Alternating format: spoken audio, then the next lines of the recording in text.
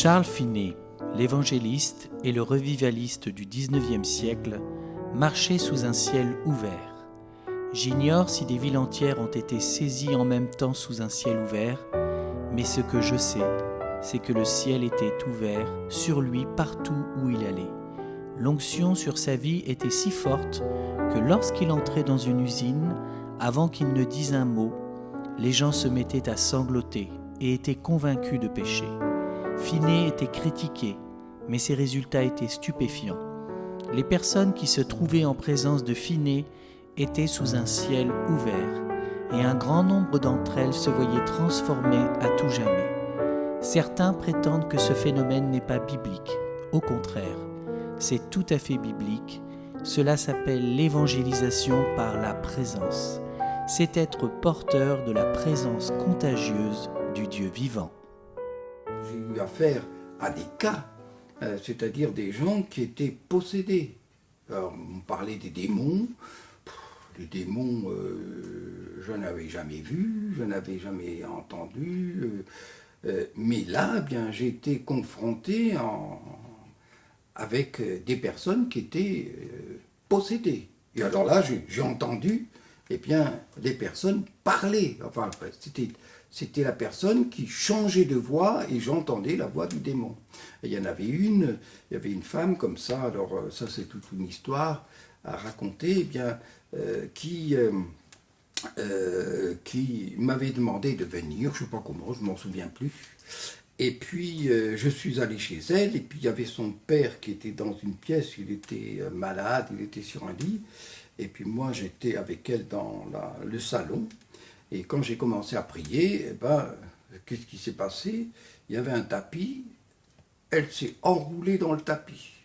Qu'est-ce que je fais? Et alors j'ai prié, j'ai dit, au nom de Jésus, tu t'ordonnes de dérouler le tapis. Alors ça a duré un certain temps. Rouler, dérouler, c'est comme les crêpes. Alors c'était absolument fou de voir des choses comme ça. Alors, et après, j'ai eu d'autres rencontres de ce type, disons, avec d'autres personnes.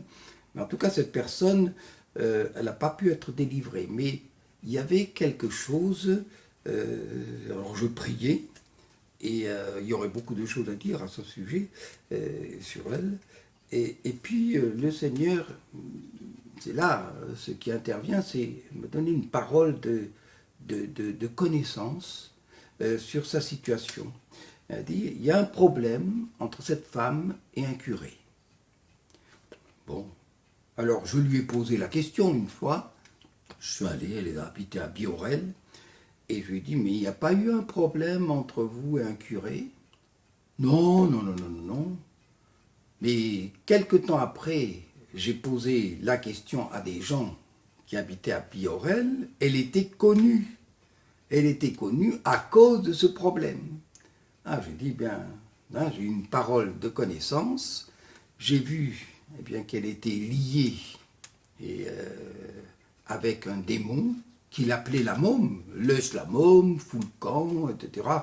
Avec une voix rauque comme ça, etc. Elle est venue une fois à une réunion à Luneray. On a à peine commencé qu'elle a tout envoyé balader, les chaises ont volé, etc.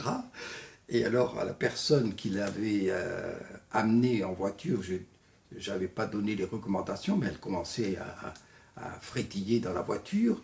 Et j'ai dit au retour, tu ne parles pas de Jésus, tu ne parles pas parce que sinon tu vas avoir un accident. Voilà, alors c'était c'était une expérience parmi d'autres, mais il y aurait bien d'autres à raconter.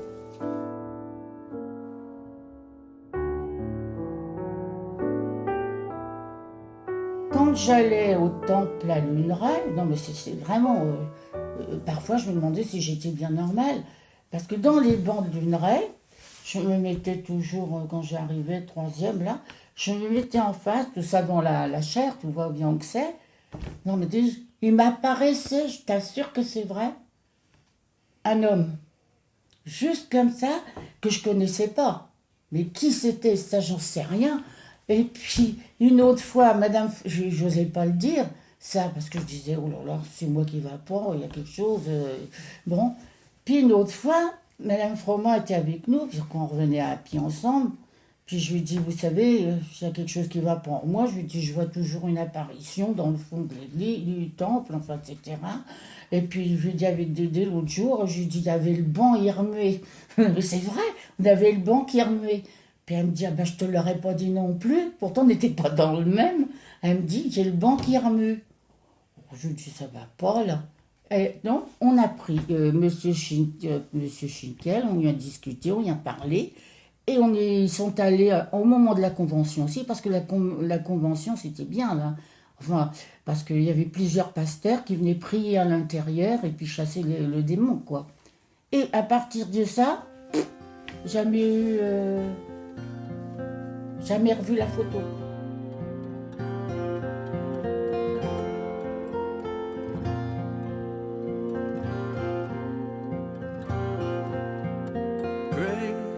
For the moment, all that I need. Grace for the moment, and faith to receive all the promises given. Les réunions étaient formidables. Il y avait une onction formidable dans l'enseignement du pasteur Schinkel extraordinaire. Premièrement. Deuxièmement, les repas étaient très fraternels. Il y a un amour qui s'est installé entre nous qu'on ne peut pas vivre ailleurs. Et cet amour, qui a commencé en 1976, pour moi, non, 75, aujourd'hui, il est toujours là, avec tous ceux qui viennent dans la belle église et dans la grande église où je vous invite à venir, à Louveteau. C'est cet amour qui est toujours là. Et ça, c'est extraordinaire. Dans le petit baraquement, on était tellement accrochés, on mangeait le midi, et le soir, on voulait rester et on mangeait le reste, ce qui restait. Et c'était extraordinaire de vouloir rester ensemble entre frères et sœurs. Alors, premièrement, la parole donnée, la parole de vie avec force, autorité, efficacité. Deuxièmement, évidemment, la découverte de l'effusion de l'esprit. Et troisièmement, ce qui me paraît encore aujourd'hui essentiel, c'est la communion fraternelle. L'amour entre nous, ce qui nous unit d'une manière profonde, authentique et qui sera éternelle. Je dis, il y avait un amour. Chaque fois qu'il y avait quelqu'un qui rentrait, on priait pour lui. Et même à table, on priait à table. Moi, ça m'est arrivé, hein. On mettait la main sur quelqu'un, eh bien, la personne a tombé par terre, et puis elle était comme un serpent. Ouais, on priait en tout temps. Il y avait un esprit de prière incroyable. Il rentrait quelqu'un de nouveau, allez, ah bon, viens, toi, Jésus va te bénir, viens, on va prier pour toi, tu vas être baptisé du Saint-Esprit. Tu es baptisé du Saint-Esprit. Donc moi j'étais dans le groupe où c'était Gaston Ramseyer qui priait pour les gens. Puis je dis non, mais là maintenant je veux recevoir le parler en langue, je veux avancer vraiment. Et évidemment j'ai été baptisée du Saint-Esprit très vite. Mais le plus merveilleux quand même, c'est qu'après je ne pouvais plus m'arrêter. Je parlais en langue, je conduisais ma voiture, je parlais en langue. Je voulais même plus m'arrêter tellement je trouvais ça fabuleux. J'étais comme inondée, je peux dire le mot. En arrivant à Luneray, eh bien, ce que j'ai trouvé, c'est vraiment la vie de l'esprit, vraiment d'une manière très très forte. Il y avait vraiment la présence du Seigneur dans les réunions, dans les différentes réunions, que ce soit au temple, que ce soit dans le chalet fraternel ou dans les maisons. Lorsque le pasteur Schinkel faisait des réunions d'études bibliques, chaque semaine, il allait dans des maisons différentes, des maisons de chrétiens protestants. Et moi, ce qui m'a beaucoup touchée, c'était les études bibliques qu'il faisait, parce que la parole de Dieu me parlait beaucoup, m'interpellait, me nourrissait, je ressentais vraiment la présence de Dieu. Et on peut dire que toujours, on ressentait la présence de Dieu d'une manière très forte. Où que je sois, je ressentais la présence de Dieu. Même à la maison, quand j'étais à la maison, en dehors des rencontres, en dehors des réunions, je ressentais beaucoup la présence de Dieu, la présence du Saint-Esprit. Et on était vraiment dans une ambiance de réveil, quoi. Il y avait vraiment le feu, l'onction de Dieu. Également, ce qui me surprenait dans ces réunions, c'était l'expression d'un des dons qui était notamment celui de la prophétie, celui de paroles de sagesse et de connaissance.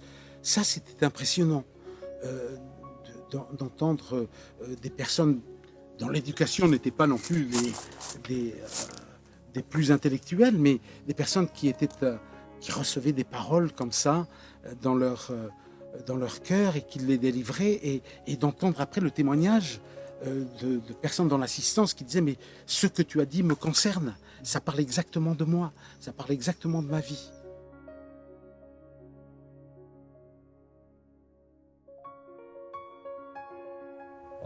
J'en donnerai deux. La première chose, comme dit l'apôtre Paul, ça ne dépend ni de celui qui veut, ni de celui qui court. Et l'église où j'étais, quand on faisait des campagnes d'évangélisation, on se levait à 5 heures du matin pour prier jusqu'à 7 heures. Le soir, on faisait la réunion d'évangélisation, et ça pendant une semaine. Et c'est vrai que les fruits étaient assez maigres, pour pas dire inexistants. Et il y avait, j'avais beau n'avoir que 18 ans, il y avait une certaine frustration de voir qu'à Luneray-Louveteaux, les choses se faisaient toutes seules. Alors que, comme on dit, nous, on pédalait, on ramait, et on voyait peu de résultats. Donc ce n'est pas l'effort humain qui fait les choses. C'est réellement la grâce de Dieu et le fait que c'est une période où Dieu a fait lever son esprit, non seulement en France, à Luneray, mais sur toute l'Europe, puisque en Angleterre, il se passait des choses similaires, en Belgique, il se passait des choses similaires, dans différents milieux du christianisme, il se passait des choses similaires. Donc c'est une époque où Dieu a voulu agir. Et pour nous, ici en Normandie, c'était Luneray. Mais il y avait ce qui se passait à Vichy, il y avait ce qui se passait à Carhaix, il y avait ce qui se passait à Paris avec la communauté du Point du Jour, il y avait ce qui passait dans le Nord. Donc Dieu a agi à différents endroits en France à ce moment-là. Ça, c'est une première chose. Ça dépend de Dieu, ça dépend du Saint-Esprit, ça dépend de la grâce de Dieu. Maintenant, il y a une deuxième chose, c'est la fidélité à laquelle Dieu nous appelle. Aujourd'hui, peut-être qu'il y a moins de choses spectaculaires comme il y a eu à l'époque. Quand je dis peut-être, c'est certain. Et c'est notre prière que Dieu de nouveau agisse d'une manière certainement différente que ce qu'il a fait à l'époque, mais où son empreinte est clairement visible.